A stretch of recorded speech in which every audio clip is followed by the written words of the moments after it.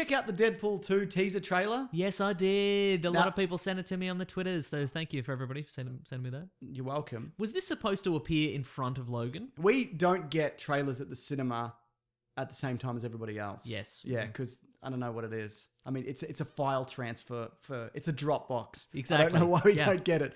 So, look, this is going to be my video that Ben's going to make for this week, Mason. I'm hoping. So, hope you got some good jokes ready. I've got some accents, probably. Okay, good.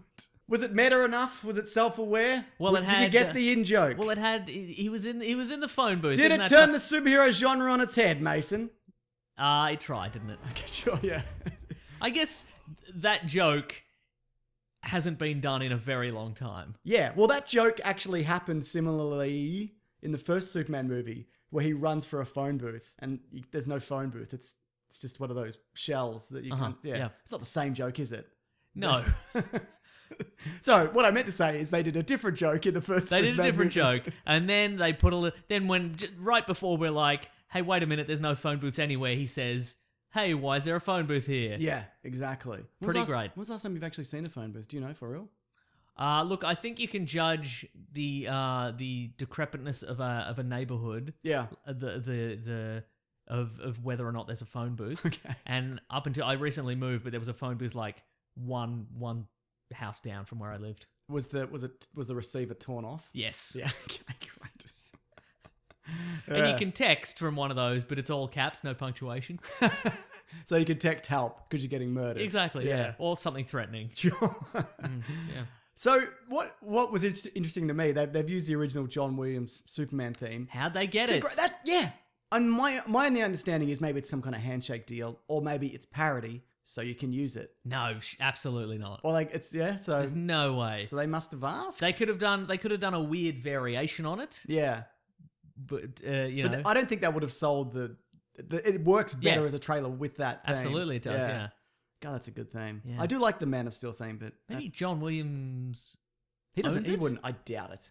Huh, yeah. And also, what is Ryan Reynolds going to John Williams' house and being like, hey, can I borrow this? And also, like Warner Brothers, they're not using it. What if it's unauthorized? What if this is gonzo trailer making? What if they don't care? They're the bad boys of filmmaking. Well, you know what? That's not a bad strategy, because then be like Warner Brothers came after them and made them remove it. Then it's more. It gets out there more that then now Fox are the underdog and Warner Brothers are trying to take out the little guy, even though they're both multi-billion-dollar companies. Right? Yeah, that's wouldn't not a put it bad past idea. them. Yeah.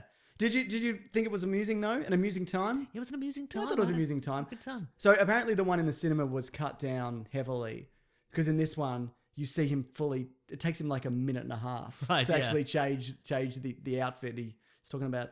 He rings to the costume guy, Laird, or whatever. Yep. It's very meta. Turn the genre on its head in a lot of ways. They're the bad boys of superhero filmmaking.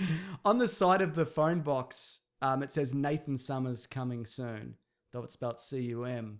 Oh, I get it. You get it, don't you? Okay. Which is obviously a nod to Cable being in the next movie. And it's also in a universe where Logan is playing it at the theater, because you see it in the background. How many times can one turn the genre on its head before it's turned all the way around and it's just a regular trailer again? And there's a Firefly poster.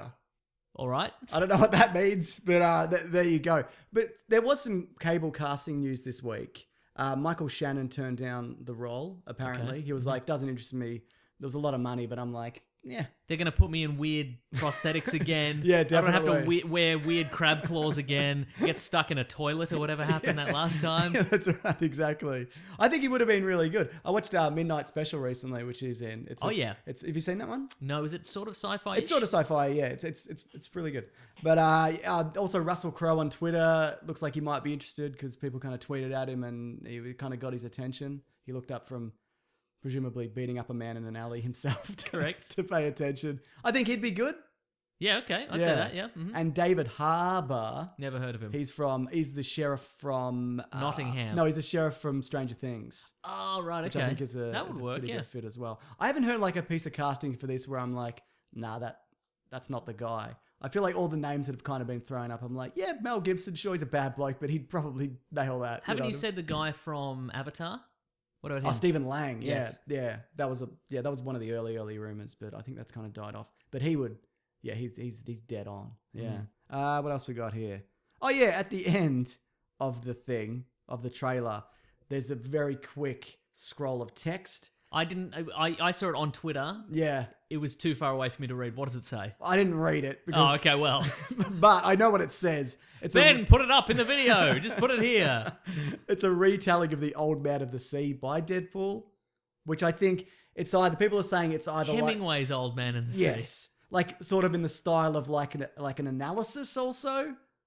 Like But, it's his English homework. yeah, in a way, yeah. Okay. Look, that being said, I didn't read it because I'm like, this is a thing they've put in a trailer, so people like me pause it and break it down and examine it, and I'm not doing it. Do you think it was was it one of those, when somebody wear a novelty t-shirt and it says, if you go down to the bottom and reading this, you're a big old dummy or whatever, and you're like, no, do you think it was that? Do you think it was for bloggers and YouTubers and you read it and do you feel like a big old dummy? Well, I didn't read it. Well, who's the big old dummy now? Oh, whoever I went to. No, it's still you. It is still me. Still you. Yeah, so people are also saying it might be a metaphor for the relationship between Deadpool and Cable. I don't think it means anything. I think they just threw it in to get people to kind of go through it word by word and try and decipher meaning from it. Anyway, all in all, a pretty successful trailer. Turned the genre on its head in a lot of ways. Bad boys of cinema. That's right. So, great. All right, thanks for listening, guys. And watching. Oh, yeah. And if you're watching this on YouTube, give it a bloody thumbs up and a tick and a like and a subscribe. What else do you do? That's fine. You know YouTube better than anybody else, Mason. Not true in the slightest. I disagree. All right. Thanks for watching. And listening. Bye.